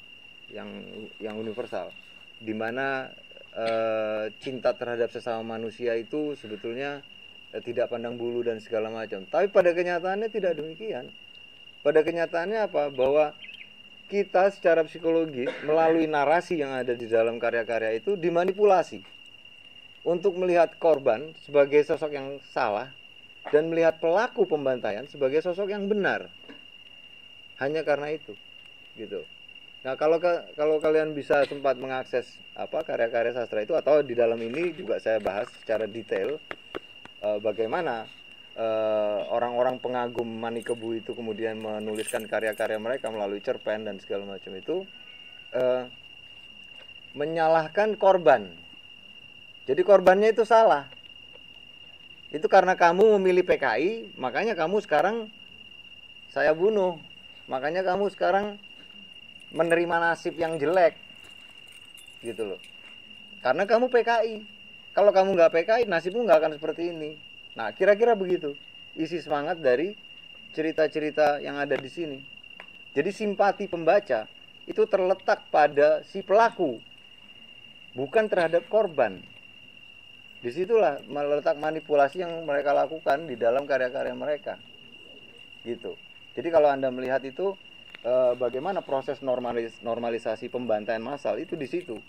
Jadi melalui karya-karya sastra ini pembaca diajak untuk bersimpati terhadap pelakunya justru, bukan terhadap korbannya. Nah, disinilah saya menyebut ini sebagai legitimasi atas praktek kekerasan negara. Jadi kita sebagai budayawan, sastrawan itu memberikan nilai-nilai kepada para pembaca untuk melihat kasus pembantaian 65 itu sebagai hal yang sah, yang normal. Karena kau PKI, ya makanya wajar kalau kau dihabisi, gitu kira-kira. Nah, itu dari sudut pandang humanisme universal, ya, sebagai argumen saya. Tapi kalau kalian atau ada di antara kalian yang ingin beradu atau mengcounter argumen saya melalui penelitian yang lain, nggak ada masalah, silahkan dilakukan, gitu ya. Dan kemudian yang kedua, proses legitimasi pembantaian massal ini juga dilakukan oleh militer melalui tadi yang Anda sebut Arifin C. Nur, ya, film pengkhianatan G30 PKI. Nah, itu ceritanya sebetulnya begini. Peristiwa G30S meletus, ya, kemudian Soeharto mengambil alih pimpinan militer, ya, tanggal 2 Oktober Kap Gestapo terbentuk, tanggal 10 Oktober Kop Kamtib terbentuk, ya, kemudian mereka melakukan operasi militer besar-besaran untuk membantai seluruh anggota atau simpatisan PKI di seluruh Indonesia. Yang paling besar korbannya adalah di Jawa Tengah, Jawa Timur dan Bali, ya, sekitar 3 juta orang lah menurut pengakuan Sarwo Edi Wibowo yang memberikan piagam kepada UGM itu. Terus kurang dari 2 bulan setelah peristiwa G30S, Jenderal Nasution memerintahkan kepada Nugroho Susanto, ya, mantan dekan Fakultas Sastra UI, mantan Menteri Kebudayaan Indonesia itu, untuk menuliskan sejarah peristiwa G30S. Nah, di dalam risalah itu yang terbit bulan Desember tahun 65, judulnya 40 Hari Kegagalan G30S, Nugroho Susanto tiba-tiba menuduh bahwa PKI berada di belakang penculikan para jenderal dengan cara mengulangi tuduhan Soeharto yang dilakukan pada tanggal 1 Oktober pagi di markas Kostrad. Soeharto waktu itu tidak punya bukti apapun, hanya karena dibisiki oleh Yoga Sugama itu, kolonel, Kemudian dia juga tahu bahwa Untung itu pernah dekat dengan tokoh PKI senior Alimin di masa lalu. Kemudian dia mengambil kesimpulan bahwa yang berada di belakang penculikan para jenderal ini adalah PKI, gitu loh. Nah, tuduhan ini diulangi lagi oleh Nugroho Susanto di dalam buku 40 hari kegagalan G30S. Nah, risalah inilah yang kemudian menjadi buku putih Orde Baru. Tapi sebelum menjadi buku putih Orde Baru, risalah ini kemudian dijadikan skrip film, ya, yang oleh Soeharto sendiri dibiayai dan direstui, ya, melalui juru bicaranya Jenderal Dwi Payana. Ya, kemudian film itu dibuat, ya, kemudian disebarkan dan segala macam. Ya, isinya kita tahu. Ada yang sudah nonton atau yang angkatan-angkatan sekarang mungkin belum nonton kali ya. Ya, kalau zaman saya dulu saya wajib nonton dari SD sampai apa kuliah dengan yang Blitar itu. Ya, betul. Jadi di mana di dalamnya jelas-jelas diceritakan bahwa PKI sebagai entitas politik yang sedemikian ambisius, ya, dan kemudian sangat sadis, sangat hiperseksual, ya, karena mereka melakukan digambarkan melakukan hubungan-hubungan seksual di semak-semak di Halim itu sambil cewek-ceweknya yang gerwani-gerwani itu katanya menari-nari telanjang sambil menyilet-nyilet kemaluan para jenderal dan segala macam itu, ya. Dan kita sebagai penonton akhirnya merasa sangat benci sekali kan, ya, dengan PKI gitu loh. Kok ada sih orang sekejam ini gitu loh. Disiksa, diculik, dibunuh dan segala macam itu, kemudian dengan cara yang sangat keji, ya, dengan cara yang sangat cabul begitu. Ya, akhirnya itu membangkitkan kebencian. Nah, ini sebuah upaya yang dilakukan dengan sangat terang-terangan, ya, oleh militer dalam melakukan kampanye kebencian terhadap komunisme, ya. Berbeda dengan yang dilakukan oleh para aktivis kebudayaan Manikebu yang memakai cara-cara yang lebih halus, ya. Produk kebudayaan dari militer ini sangat terang-terangan, ya. Dan itulah yang kita rasakan sampai sekarang ketika salah satunya contohnya misalnya ketika SMI kemarin nonton IPT digerubuk sama orang-orang dari itu mana Faki apa dari mana segala macam itu. Ada banyak sekali peristiwa sporadis seperti itu, ya, yang masih terjadi setiap saat, setiap kali kita mengadakan diskusi tentang atau mengadakan event-event tentang peristiwa 65 atau komunisme secara umum. Jadi itulah kira-kira yang saya ingin tahu itu apakah dia sepakat ya bahwa apa yang dilakukan oleh kelompok-kelompok itu sebagai kekerasan bahasa atau kekerasan budaya. Iya. Nah, apakah itu bisa menuntut sehingga itu menjadi karena itu menjadi legitimasi, ya, itu menjadi kekerasan fisik dalam hal lain. Ya. Nah, apakah kita bisa menuntut itu? Menuntut apa ya? Menuntut bahwa mereka juga salah gitu sebetulnya. Dan ya salah. Bertanggung jawab atas kesalahan dia. Ya salah mereka. Tapi kan kita hanya bisa bilang salah. Mereka sendiri kan nggak ngerti salah apa enggak gitu loh. Nah, itu adalah tugas kita. Salah satunya ya dengan cara melakukan sosialisasi seperti ini. Ya, atau salah satu yang dilakukan oleh IPT kemarin di Den Haag itu membongkar kasus 65 dengan cara mendengarkan atau memperdengarkan kesaksian penyintas, ya, di dunia internasional karena di dalam negeri sendiri atau di Indonesia itu tidak mungkin dilakukan gitu. Karena jangankan bikin pengadilan, ya, diskusi aja kemarin digerebek gitu loh. Nonton aja digerebek, nonton film senyap aja digerebek. Ya, Lentera kemarin bikin liputan tentang itu segala macam digerebek atau penggalian kuburan di Kaloran waktu itu digerebek juga. Jadi apalagi bikin pengadilan, ya. Kemarin yang nonton IPT di sini digerebek, yang di Den Haag sana kan juga dapat reaksi keras sekali dari berbagai macam pihak itu, ya, termasuk dari Menko Polhukam, dari Menhankam, dari orang-orang seperti Kiflan Zen itu dan segala macam, ya. Jadi ya memang perlu sosialisasi, ya, perlu diletakkan pada aras yang proporsional gitu loh. dalam melihat permasalahan 65 dan komunisme secara umum. Ya termasuk salah satunya apabila ada teman-teman yang ingin bergerak, ya proteslah terhadap UGM untuk mengakui misalnya keterlibatan mereka dalam peristiwa 65, atau itu piagam dibakar atau gimana lah segala macam ya. Jadi itu ada upaya-upaya yang mungkin bisa dilakukan. Karena memang yang dilakukan mereka itu sangat kejam sekali. Kejamnya luar biasa. Gimana? Andre. Terakhir ya. Ya gini bang, saya mau tanya sebenarnya kan permasalahan konflik kebudayaan itu kan jauh sebelum 65 kan sebenarnya kelompok-kelompok liberal itu kan telah melakukan konflik kebudayaan dengan kelompok-kelompok nasional jauh sebelum Manikebu versus Lekra atau sebenarnya polemik kebudayaan. Pertanyaan saya adalah sebenarnya apakah ada relasi antara sebenarnya polemik kebudayaan dengan konflik Manikebu dan Lekra setelahnya, atau apakah kelompok-kelompok humanisme universal bahasa Matan itu telah melakukan konsolidasi awal jauh sebelum 50, misalnya ketika kelompok-kelompok orientalis itu tahun 30-an 40 sudah memasuki sudah. Itu salah satunya adalah sebetulnya upaya pemerintah Belanda melalui berbagai macam program kebudayaan mereka, termasuk salah satunya mendirikan Balai Pustaka itu. Balai Pustaka itu adalah untuk sebuah penerbitan yang didirikan oleh pemerintah Belanda untuk mengontrol pengetahuan masyarakat Indonesia, ya, mengontrol buku-buku atau informasi-informasi yang berbau radikal. Jadi semacam lembaga sensor sebetulnya yang sangat halus. Jadi peran itu kemudian digantikan oleh Pustaka Jaya zaman Ali Sadikin.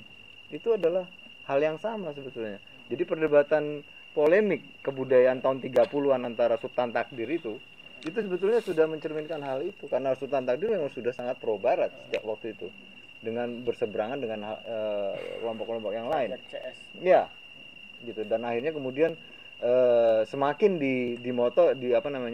dikompori oleh kabinet Panmuk ya tahun 40-an setelah pasal proklamasi itu, dengan cara menggelontorkan dana besar-besaran kepada Rob Nieuwenhuis, siapa namanya itu, bekerja sama dengan orang-orang Dolfespor misalnya, terus ada lagi Atiu, salah satunya yang mendirikan Institut Jasin, Institut di UI.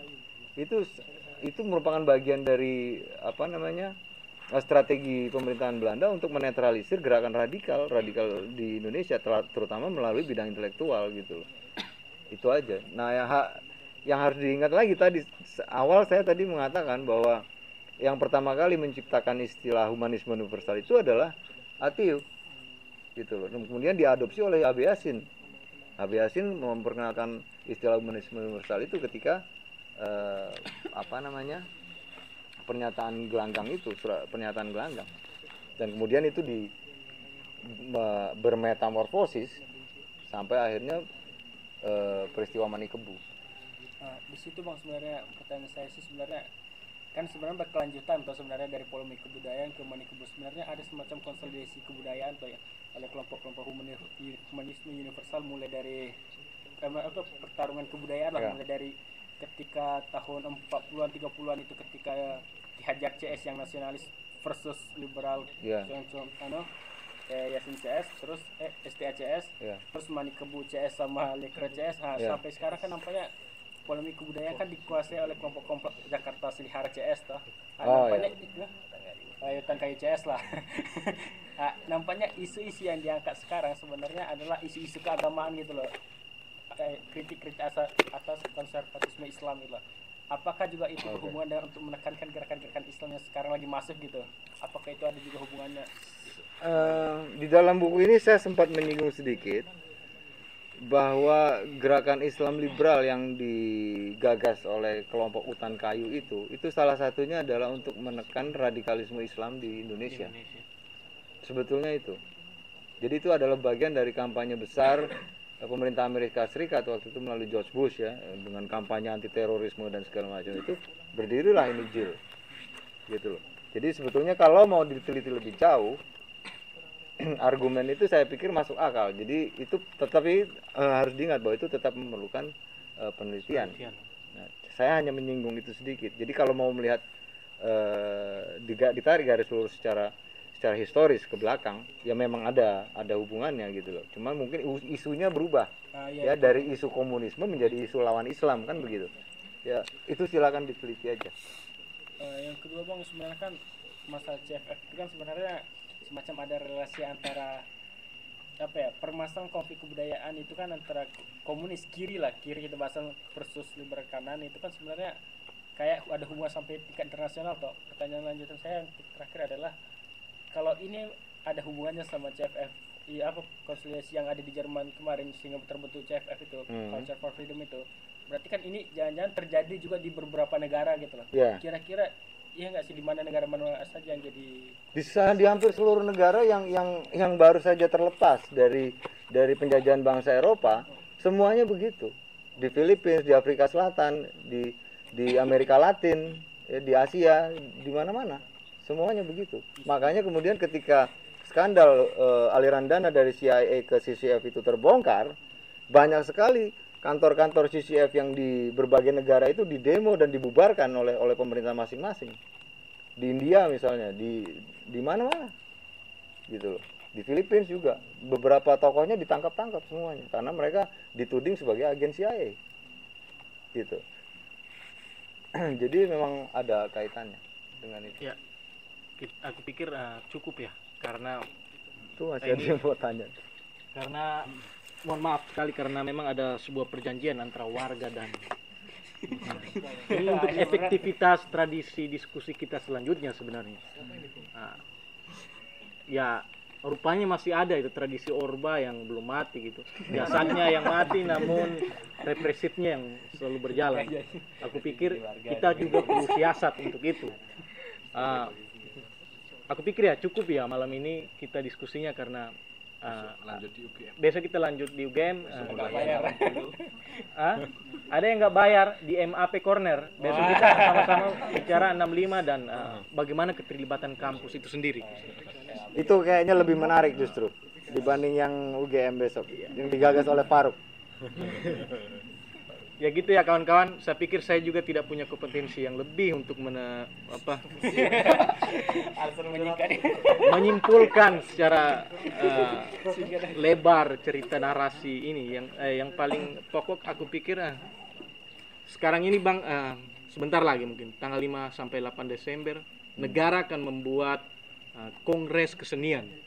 Apakah ada keterkaitannya bagaimana tradisi ini kemudian dilegitimasi oleh pemerintah, kemudian mengakomodir seniman-seniman dari seluruh Indonesia.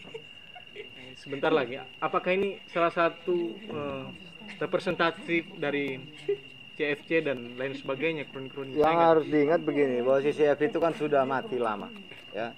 CCF sudah bubar, CIA sudah tidak lagi terlibat di bidang-bidang itu. Tapi saya tidak tahu kalau si CIA itu kemudian meletakkan orang-orang tertentu di dalam organisasi-organisasi kebudayaan tertentu, misalnya di hutan kayu atau di mana. Saya tidak tahu, tapi saya pernah dengar bahwa ada seorang profesor namanya Janet Steele ya, yang menulis buku Wars Within tentang Tempo, itu adalah seorang agen CIA sebetulnya. Tapi kita tidak akan pernah bisa membuktikan ya bahwa dia seorang agen CIA atau bukan, karena memang itu lembaga rahasia, jadi tidak mungkin untuk dicari kebenarannya, kecuali pemerintah Amerika Serikat mengeluarkan dokumen-dokumen lagi untuk kita ketahui lebih lanjut, tapi itu juga masih belum keluar ya. Tapi yang jelas untuk masalah ada Kongres Nasional ini, saya sendiri juga belum tahu konfigurasinya bagaimana. Yang jelas nanti kita akan lihat hasilnya, siapa saja yang terlibat, terus dananya dari mana, dan kemudian agendanya apa saja. Nanti kita lihat itu, nanti baru kita bisa analisis setelah peristiwa itu terjadi. Saya pikir begitu. Jangan kayak kemarin Frankfurt Book Fair yang kemudian dikangkangi sendiri oleh siapa itu namanya? Gatal Muhammad. Ya gitulah kira-kira. Kayaknya cukup. Selamat malam dan terima kasih. Ini ada oleh-oleh Bang dari sini. Terima kasih banyak.